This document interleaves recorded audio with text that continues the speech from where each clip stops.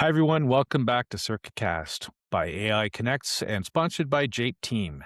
We're featuring a series of discussions about forces affecting the hospitality industry and actions leaders are taking to handle them. Today's guest, Mario Diaz. He's a hospitality operator and general manager at the Marriott Residence Inn at Holland, Michigan. There, he's been leading one of the top performing long stay properties in the network.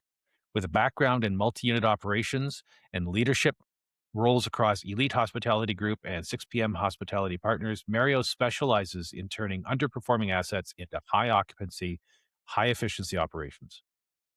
Under his leadership, his property went from the bottom tier to top ranked performance in a very short time, driven by focus on guest experience, operational discipline, and long stay strategy. His work sits at the intersection of systems, service, and real world execution in modern hospitality. Mario, welcome to the show. Hi. Nice to be here, John. So I just want to open up, Mario, and start with hearing about this transformation story. Going from sort of the bottom of the group to the top of the group in a branded system. It certainly isn't normal, and it's not an easy task. Why don't you tell us a little bit about what actually changed when you took over the property?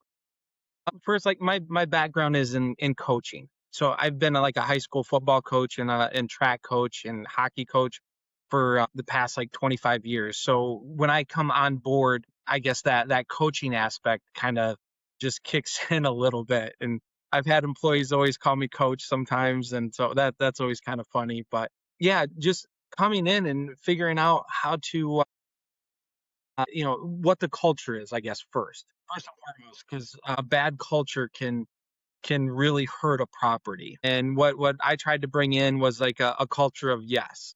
I listened to a lot of podcasts, a lot of audiobooks and stuff about like Hort Schultze, the Ritz Carlton book, Unreasonable Hospitality. I try to bring some of those strategies into the everyday hotel. And so, and a lot of the stuff that we brought in, we had to unfortunately get a new staff because not everybody that's employed at a hotel has that heart of hospitality, and so we basically had to go in and dissect where we were, the guest experience, and how we could improve it. We actually won the So most improved award for ITR, intent to recommend, from Marriott. intent to recommend, interesting metric, yeah. Uh, Mario, just so I want to dig into that a little bit. I love this culture of yes concept. And maybe if we just really look at it from a mechanics perspective, when you think, if you can think back when you came on board, what were the first two or three decisions that you made? Late checkouts. So they basically said no to everything when I first came on board. And I just kind of tried to watch first for the first couple weeks, just kind of see where we're at. But we could have easily, allowed a late checkout, but like kind of the standing rule was you let like two, and then it was no for everything else after that. And and for guests, being told no, they may have valid reasons why they need to have that late checkout. It's not just hey, we just want to be in bed longer. So after a little bit, I kind of said, you know what, it's it's okay for us to be inconvenienced for the guests. So we're gonna say yes almost 95% of the time. We'll figure things out. And if we can't, then we need to explain to the guests why we can't. And unfortunately, we can't always do it, but I would say 95% of the time, uh, it is going to be a yes. So you may have already answered this in answering that question, but I'm going to ask it again anyway because maybe there's something else, and that is, what did you stop doing? So saying no, like Yeah. like Okay. Fair. Yeah. trying to That's get fair. it's not us against the guest. And I think that was one of the biggest things when I came on board, that this was an underperforming hotel. There was always confrontations with the guests because either the room wasn't up to par, there was defects in the rooms. And so after a little bit, like, I think it's pretty easy, if without the right leadership, it's always going to be a confrontation. There's always going to be complaints. There's always going to be problems. And so then it starts to be well, we're protectionism. Well, we're going to protect us, and it's us against the guests.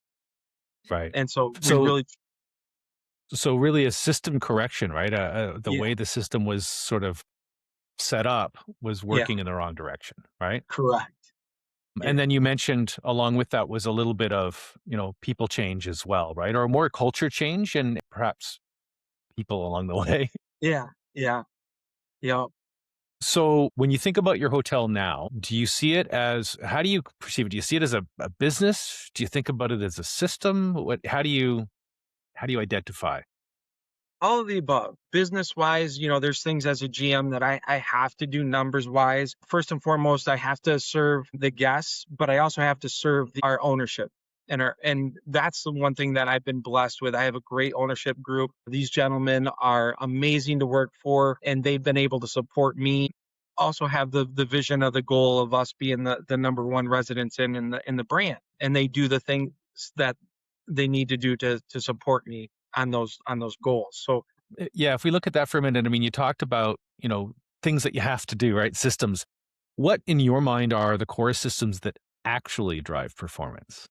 so when I got on board, we didn't have an executive housekeeper. So the girls they were doing a good job of cleaning the rooms, but they were just punching in their own rooms, and there was no second set of eyes to go on there. So if something was missed, the guests automatically found it. And so my first thing was saying, this is a non-negotiable. We're going to have inspections. We're going to make sure that there's systems in place to stop the current issues. And going the issues were they weren't clean rooms. There was items left by the guests. There was, you know, maintenance issues. You name it, So we had them. all of those things would lead to sort of reactionary follow-up and remedy activities as opposed to repeatable strategies, right? That would, Correct. in your opinion, where do most hotels break operationally? You touched on one, and that is, perhaps oversight, right? Where Yeah. else? I think just follow through. And so, one of the things that we've implemented here is not only just the initial inspection. And so we also now do something called opening the house. So my executive housekeeper and the assistant exec, they'll go through the rooms in the morning if we have vacant ready rooms to re-go through those rooms again to just one more set of eyes and figure out, hey, is there something else that maybe needs to be touched up on? And so then they'll make notes. We will put that room as vacant dirty.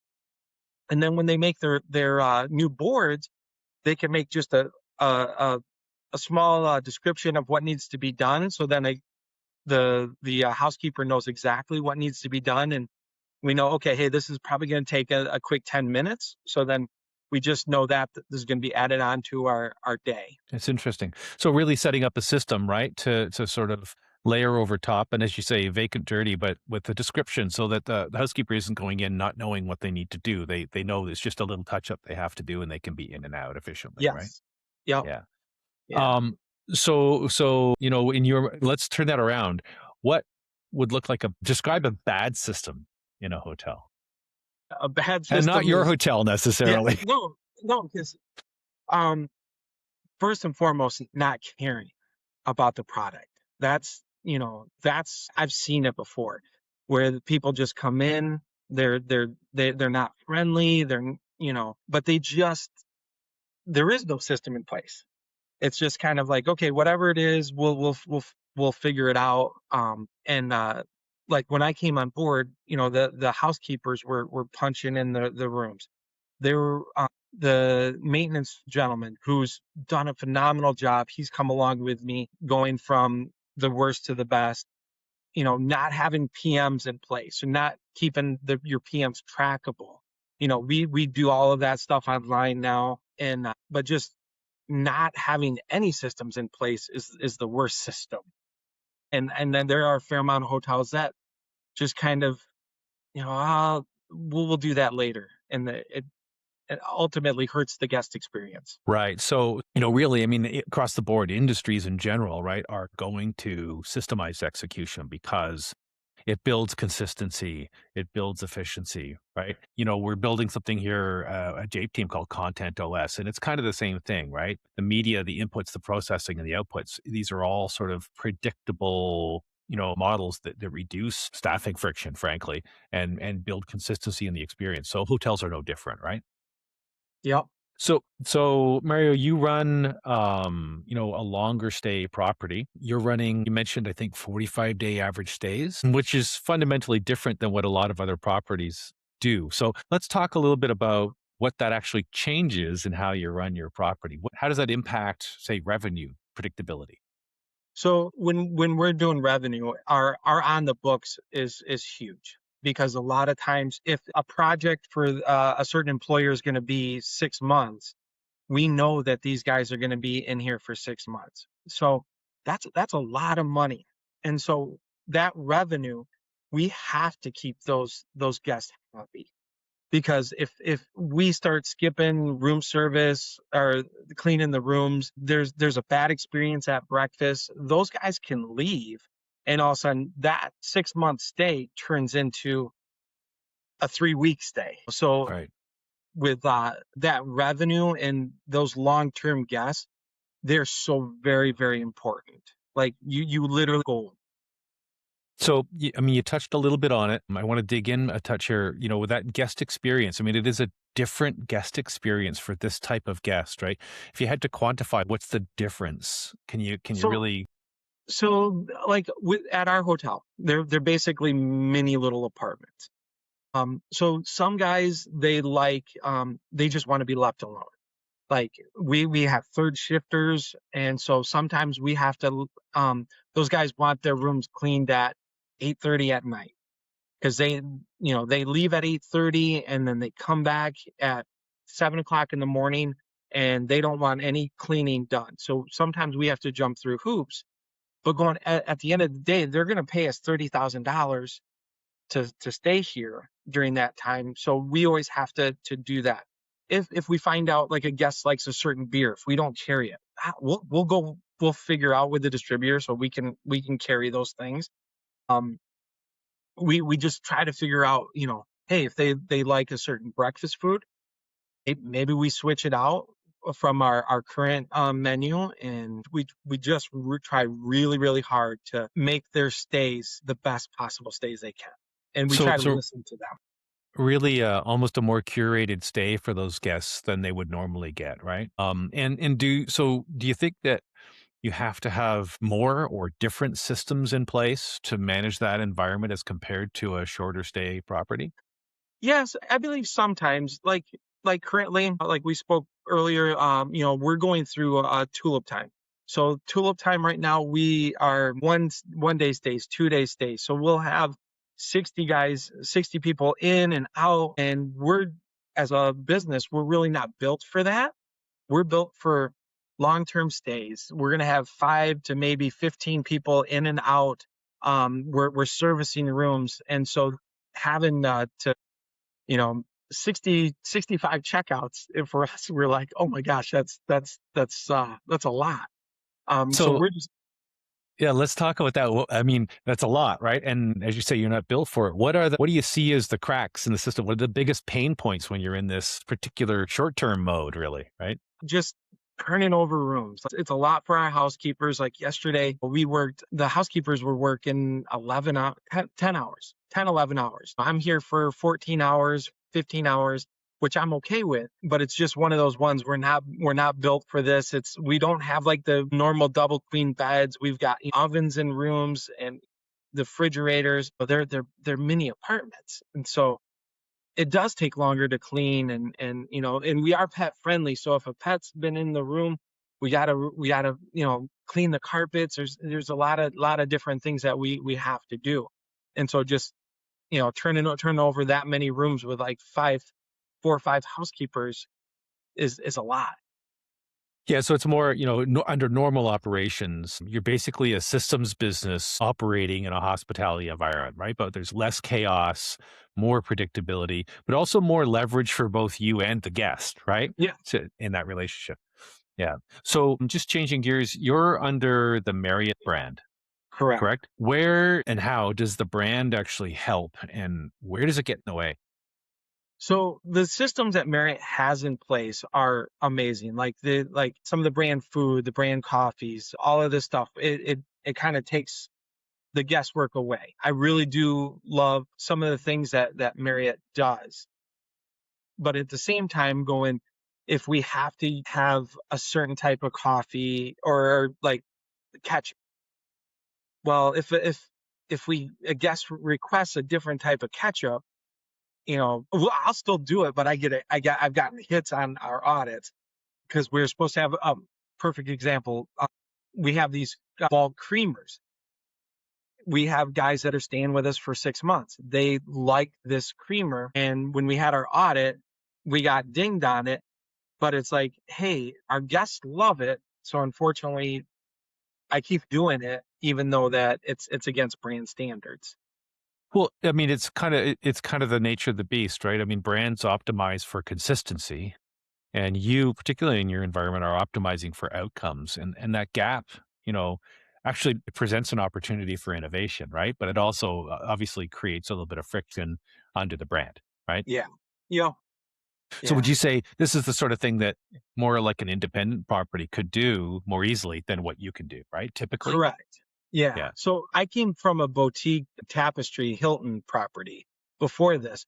And with the tapestries, you don't have a whole lot of brand standards. You just have a high standard and brand the Hilton would come in, make sure you're using the right sheets and stuff like that, the right soaps, and but other than that, your service standards were your own.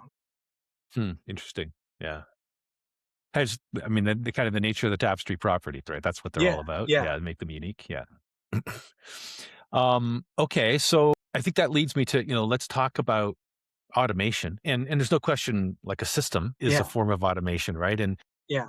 SOP, standard operating procedures, is a form of automation. What else are you doing or do you see as an opportunity for automation in the type of properties that you've been experienced? So so for us, like to kind of go offline on our like SOP, we run that the 15-5 rule. If you're familiar with that, like when you're within 15 feet from a guest, you acknowledge them, and then when you're 5 feet from them, you know, you you say hi. Like literally everybody does it. It's something we preach at our huddle. That is one of the systems that we have in place. When we get reviews, even if we get a bad review, we'll still get high scores on our staff service and just say this was the friendliest hotel we've ever been to. And that's an SOP that we have is for everybody, myself, the front desk, the kitchen, the housekeepers. And we really preach it hard to the housekeepers because I'm like, you guys are the ones in the hallways seeing guests come in and out all the time. You guys are the front line of our friendliness. And so that 15-5 rule, that's one of our systems in place that works really well for us. Um, in the office part, we have our systems like our daily revenue and all of those things that we have to do. We have to do our GM report that we send to the ownership and to the sales team. And those are systems that we have in place that help us keep track of our numbers, making sure that we're staying on top of the trends, or if things start going south a little bit, we have that information daily to figure things out. So let's talk about those dailies for a moment. I mean, how are they gathered? Is this, people gather all the information and put it together, or are there automations in place that present it to you as a finished deal? Would you like there to be an automation Yeah, that I does? would love for there to be automated. It's me or my AGM who do the daily and send it to the sales and corporate people. Basically, we get all of our information from Fosse, which is our system that we use for reservations and all of our revenue through Marriott. So we print off our daily reports, and then we input it into an Excel spreadsheet. And at the end of the day, make sure everything is balanced out, and then it also keeps track of our rooms, our daily percentages, our monthly percentage. And we go month by month, but it's something that we put in every morning. When you think about that sort of administrative burden, right? Do you imagine that this is something the brand would empower you to use some AI, modern tools, That, and so forth to try yeah, to help with? I would love that. That would save me a half hour every single day to do that, and then you compound those hours over a year, over 2, 3, 4 years, going how much more productive could you be if at a touch of the button it was Yeah. taken care of. That would be amazing. Okay. And do you think that the brand would allow that or support that or provide the tools? Or do you think that's something you as an operator would have to go and empower yourself? And So would you be allowed to? right. I think at the ground level, like with franchisees, I think they that type of stuff, they would just say, okay, if you have the information, you do what you want to do with it because it's ultimately your information and your business. Um, but I have seen um, from the Marriott corporate side, not that I can really talk about that, I can see them using um, items that, you know, that the everyday franchisee uses and bringing that into the corporate level and saying, okay, hey guys, now this is a brand standard. You know, we've Right. seen that with like relays, like some of the safety devices. They can easily make those things like brand standards that hey, you have to use those. Okay. And then, it may be less obvious at your property or maybe less of a thing for you. I don't know. Do you do corporate events? Do you have any sort of like non-regular guest stay sort of revenue streams? We do not. That's we just went through a renovation, and that was one of the things that if we could do it over again, we'd probably add more rooms and then add a meeting space, which would have been amazing to be able to just have that different source of revenue. Right. Because Right.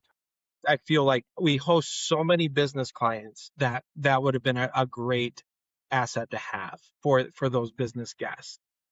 Right. But you don't have one at your property now as it stands. Alone. Yeah. So let's talk about AI in general for the hospitality industry, not just your property, but in general. What's your opinion? As an expert and experienced GM in the industry, what's your opinion on the role it can and perhaps should or shouldn't play in both operating your property, but also in the guest experience, Yeah. flow? So on the employee and the team member experience, when we would get reviews, obviously we want to answer those things back. And I remember people would be paralyzed of how do I answer this back, especially with guest complaints. And I did this this maybe a little bit ahead of the curve, but I started using AI to answer some of these back. And I would say, hey, give me 4 responses of this, review, and please be empathetic, and also I'd get it back. And literally, I'm saving 4 hours of writing, stuff back and trying to correct it and just you know, and I'm doing this now in minutes. And I was like a hero at my last hotel teaching them how to do this. And so I think it's amazing. It's such a time saver. Like I would see people like go into anxiety attacks because they just did not know how to handle and some of the responses. And so for employees to be able to respond to a guest properly with right grammar, with the right tone. It's been amazing. Like literally save us hours and hours and hours of just not only time but also heartache and headaches. And so that's been something that's really been great for us. So how do these reviews typically arrive to you? Do they come via email? Do they come through your reservation system from the brand? How do they get to you? Yeah, so they come through the brand. Sometimes we'll get even if it's like with Travelocity or Expedia, it still comes through our like brand portal, Mm, okay. which used to be Medallia, or now it's a new one that we just switched over to. I'm forgetting the name, but we just log into the portal and they all pop up. And whenever a new one comes up, I get like an alert. And so, we're trying to get 10 out of 10s. 9 out of 10s are the same as 10 out of 10s. but we're always trying to get these great scores. So, just spitballing here for a moment. If you had a tool that, you say you get an alert, right? If you had a tool that was monitoring those, and not only did you get an alert, but what you got was an alert with a pre-canned, here's a couple of possible responses. And maybe you get those once a day in the morning and you just have a list. Here's a bunch, and you just go through and say, I like this one, I don't like this one, reword this a little bit, blah, blah, blah. Would that be a powerful tool for you and your team? Absolutely. Absolutely. Because at the end of the day, the sooner you respond, the better.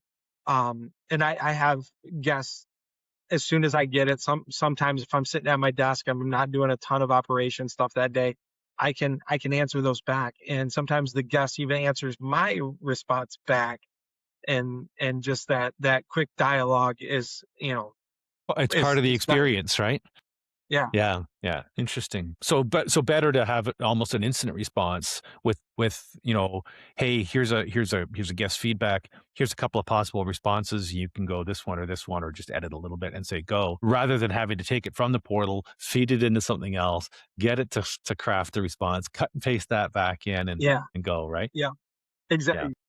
Okay, so you mentioned the work you've done, coaching both outside the property and as part of your team. When you think about coaching and your team, when things get stressed, what do you see usually breaks first, the people or the system? The system. The system always goes first. It just, yeah. And what happens when the system fails? The people break and go, and then we're just, we're not doing what we should be doing. And that's where like the inconsistency of like just not having a system hurts. And so like if your system, like when I coach football, we run the full house tee, wing tee type football stuff, and going, when we're running our system properly, we're a pretty good team. We've been to state title games and stuff like that. But if we can't run our system and we break down, somebody's not blocking, something's not working right, it makes it hard. But the system, it grounds you, right? It gives you something to Yeah. strive to get back to in a focal Yep. point, right? Well, Yep. so if it doesn't exist in the first place, you're in deep trouble, right? Yeah. Exactly. Yeah, and then Exactly. in the property would be fair to say, obviously all these systems they have gaps, right? And it's when things fall into the gaps that the good quality people on your team with the right attitude have to step in and fill the gap. But we aim for the system to provide, as much coverage as possible so that in fact the people do have the time and the capacity to be there and be at their best when they have to fill a gap, right? Yep. Exactly. Yeah. Um okay, so if you think about your property and you think about what is one thing I would love to change, love to do better? What's one thing that could make a difference today? What would that be? Your wish list. For me, like recognition. One of the things that I fall short on, and I recognize, when somebody works hard, I always do those things, but I fall short with like employment anniversaries, birthdays, and those are things that I should have a system in place to so I can celebrate. You know, Kenzie's been here for a full year now. Let's celebrate that. And another thing too is onboarding. I wish I was a better onboarder, and I wish I had better systems in place for onboarding new employees. And is that across the board with new employees, or is that one specific type of employees? That is that front of house? Is that back of house? Is there a difference? It's all the above. It's all Yeah. the above. I try to, lead by example, and I kind of, when people are training, they go off to their team member trainer. But I just wish that I had a better system in place to have like a good orientation to, a 21-day review, a 60-day review, that type of stuff, that when somebody gets on board, that there's a complete onboarding process that I can follow. All right, that's a good wish list. Yeah. Mario, can you tell us how many rooms in your property? 108.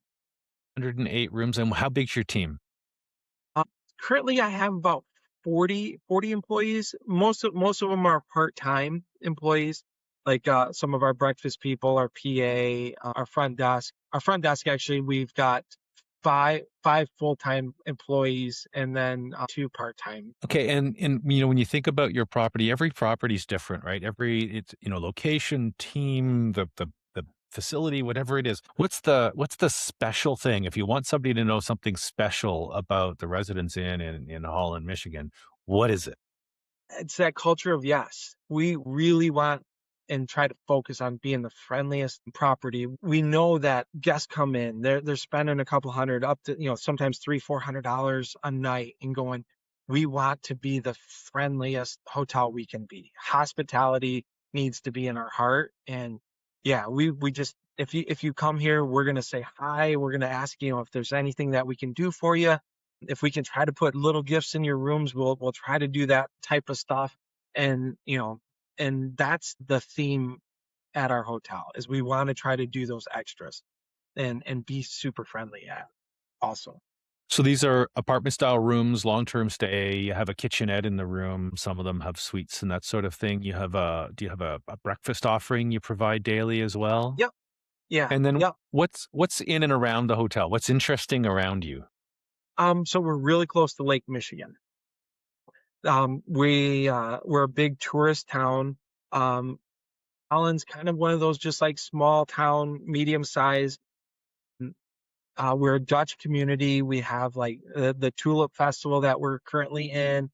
We've got all the little shops. We're surrounded by the town that I came from, Saugatuck. It's a small artist community down there. We get a ton of people coming in from Chicago, but the big draw is Lake Michigan. And so we've got great beaches, just great hospitality around the area. And what's the address? 631 South Point Ridge Road, Holland, Michigan, 49423. Awesome. Awesome. Mario, it's been so nice to have you. I think we covered a lot of ground. Interesting conversation. Thank you very much for your visit today. Yeah, thank you, John. It's been fun.